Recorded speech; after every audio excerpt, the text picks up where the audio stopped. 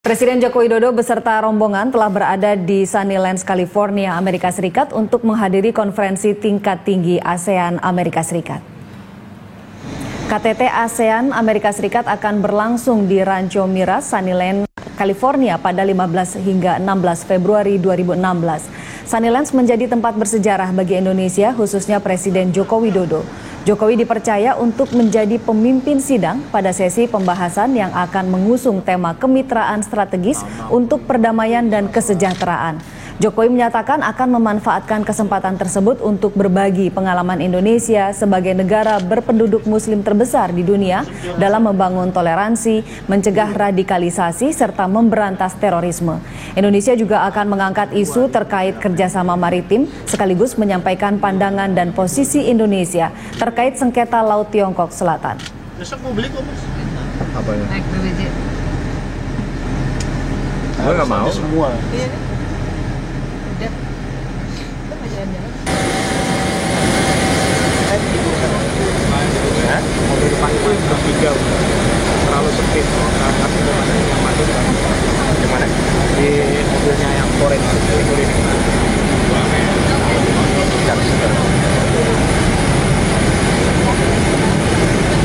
Harus balik lewat. Ayo, aku. Pemirsa, Presiden Joko Widodo beserta rombongan meninggalkan tanah air menuju Amerika Serikat. Kunjungan Presiden Jokowi ke Amerika dalam rangka menghadiri US ASEAN Summit di Sunnyland, negara bagian California. Dalam pernyataan pers sebelum lepas landas, Presiden Joko Widodo mengungkap beberapa poin penting yang akan dibawanya dalam KTT Amerika ASEAN yang berlangsung pada 15 hingga 16 Februari 2016. Antara lain pembahasan menyoal kerjasama peningkatan kesejahteraan dan perdamaian di kedua kawasan. Presiden Jokowi juga dijadwalkan akan memimpin sidang dalam KTT Amerika ASEAN terkait pembahasan pemberantasan terorisme. Bertolak ke Amerika, Presiden didampingi Ibu Negara beserta rombongan dengan menggunakan pesawat Republik Indonesia 1. Sementara Wakil Presiden dan sejumlah petinggi negara mengantar keberangkatan rombongan Presiden di Lanut Halim Perdana Kusuma. Selain California, Presiden Joko Widodo dan rombongan juga diagendakan berkunjung ke Silicon Valley, negara bagian San Francisco untuk bertemu diaspora Indonesia dan para pimpinan perusahaan IT negeri Paman Sam. Bagi Indonesia, kemitraan ASEAN dengan Amerika Serikat harus diletakkan dalam konteks kemitraan untuk menciptakan perdamaian dan kesejahteraan. Dan dalam mewujudkan kesejahteraan, Indonesia akan mendorong peningkatan kesejahteraan ekonomi di bidang usaha mikro, kecil, dan menengah.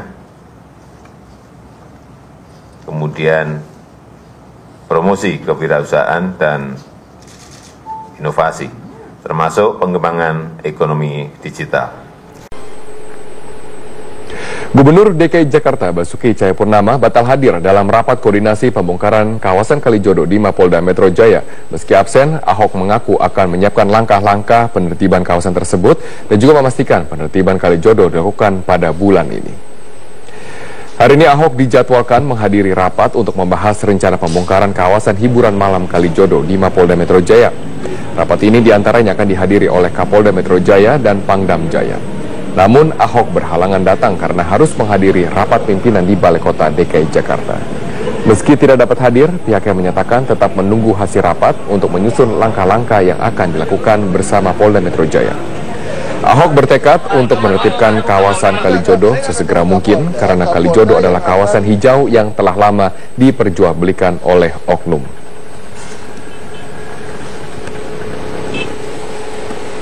Ya bulan ini harus diberesin harusnya. Warganya akan direlokasi ke mana-mana. Kita akan pencak. Untuk yang mau dagang kita akan kasih ke UMKM atau Pasar Jaya. Yang mau tinggal kita akan bagi di rumah susun yang ada.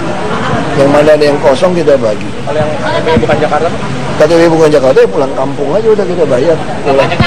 Gubernur DKI Jakarta Basuki Cahayapurnama menyatakan praktek prostitusi sulit untuk diberantas dan masih akan terus terjadi di ibu kota. Ahok berharap adanya lokalisasi di Jakarta. Menurut Ahok, prostitusi di Jakarta tidak hanya terjadi di kawasan Kalijodo, namun juga terjadi di sejumlah hotel mewah, kawasan Mangga Besar hingga Ancol. Menurut Ahok, satu-satunya cara agar prostitusi tidak berlangsung liar adalah dengan melokalisasi kawasan prostitusi. Bagi saya, prostitusi itu di Jakarta di mana-mana ada kok. Kamu kira di hotel mewah nggak ada? Kasus hotel-hotel yang bayar pakai pesanan nggak ada? Ya kan? Kamu kira di Mangga Besar, di Jakarta, di Ancol, di semua kota nggak ada prostitusi? Di karaoke, di pijat-pijat, kamu kira nggak ada prostitusi? Itu udah munafik aja. Makanya aku udah ngomong sampaikan berkali-kali, kalau saya ingin ada lokalisasi. Sama seperti kotoran manusia, kamu buang di mana-mana berserakan itu jorok. Tapi kalau kamu taruh dalam satu toilet, duduknya bisa lama-lama kamu di situ. Ini persoalan di situ aja. Ya saya nggak persoalan prostitusi. Saya kira nggak ada orang bisa habisin prostitusi kok. Kamu kira di Doli sekarang udah habis, di kuburannya masih banyak sekarang. Banyaknya pohon tumbang di beberapa wilayah di Jakarta saat musim hujan tiba dikeluhkan warga ibu kota. Menurut Gubernur DKI Jakarta Basuki Cahayapurnama, Dinas Pertamanan dan Pemakaman tidak berfungsi maksimal menangani hal tersebut. Ahok menegaskan persoalan pohon tumbang telah diserahkan ke petugas pemeliharaan prasarana dan sarana umum atau PPSU. Namun hingga saat ini kinerjanya belum berfungsi maksimal. Ahok menyebut Kepala Dinas Pertamanan dan Pemakaman DKI Jakarta Ratna Diah Kurniati diberi nilai C karena dianggap lamban dan tidak mengerti persoalan di jajarannya. Banyaknya pohon tumbang di saat musim hujan selalu dikeluhkan warga Jakarta. Selain menyebabkan arus lalu lintas tersendat, juga membahayakan warga yang melintas.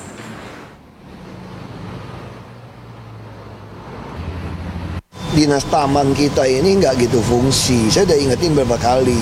Nah, saya udah mulai serahkan kepada PPSU. Tapi PPSU kan sebagian kan nggak punya senso. Nah, baru bulan ini kita akan beli. Harusnya kalau daerah yang PPSU-nya, lurahnya udah punya senso, dia bisa lihat. Hampir nggak ada pohon tumbang atau dahan yang patah. Kayak dia udah lihat nih, ini terlalu lebat, tangannya terlalu terbuka, dia kan mulai potong, trim. Harusnya yang ngerti ilmu ini kan dinas taman. Dinas taman dong di tiap kecamatan ada. Memang dinas taman itu belum, ya nilainya masih B- lah. Pintu tol Cikunir 2 pasca ambruknya atap gardu tol tersebut. Maria Lizia Hasri akan melaporkan selengkapnya dari tol Cikunir 2 Bekasi, Jawa Barat.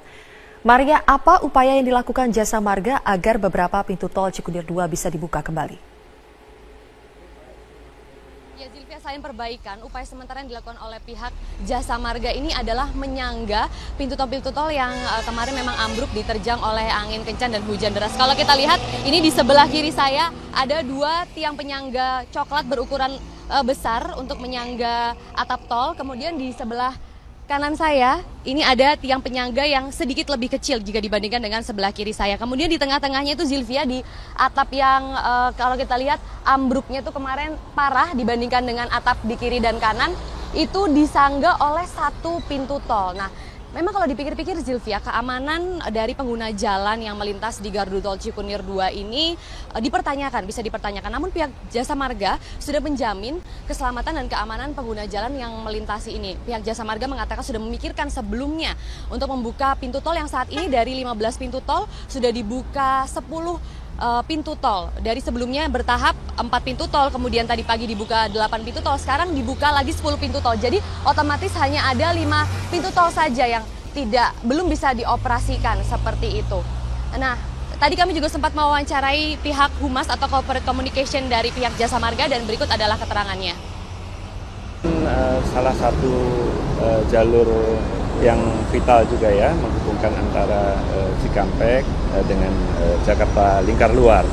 Nah, dan ini juga untuk pelayanan kepada pengguna jalan kami gitu ya. Jadi artinya tentu kami sebelum membuka ini kami juga memastikan bahwa memang ini aman untuk dilewati. Sehingga memang belum semua lajur transaksi di gerbang tol ini kami buka, demikian. Zilvia.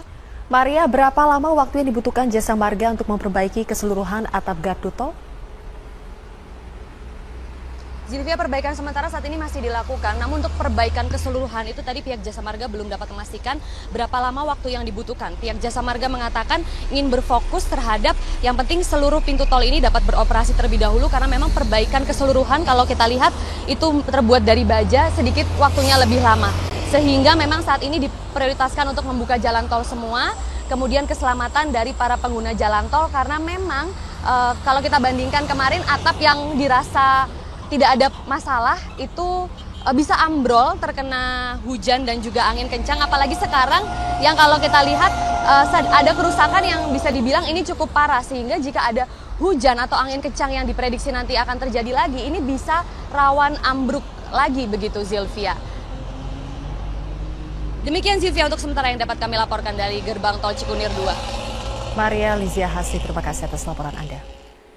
Pemirsa, banjir yang menggenangi tol Cikarang kilometer 34 dan kilometer 37 Minggu malam lalu pagi ini telah surut. Kendaraan dari arah Jakarta menuju Cikampek dan sebaliknya sudah dapat melintas dengan normal. Gerbang tol Cikarang Timur yang sempat ditutup semalam juga telah dibuka dan dapat dilintasi kendaraan. Arus lalu lintas dari arah Jakarta menuju Cikampek dan sebaliknya pun terpantau ramai lancar. Banjir yang menggenang Minggu malam menyebabkan petugas kepolisian Polresta Bekasi Kabupaten menutup jalur kendaraan yang melaju dari arah Cikampek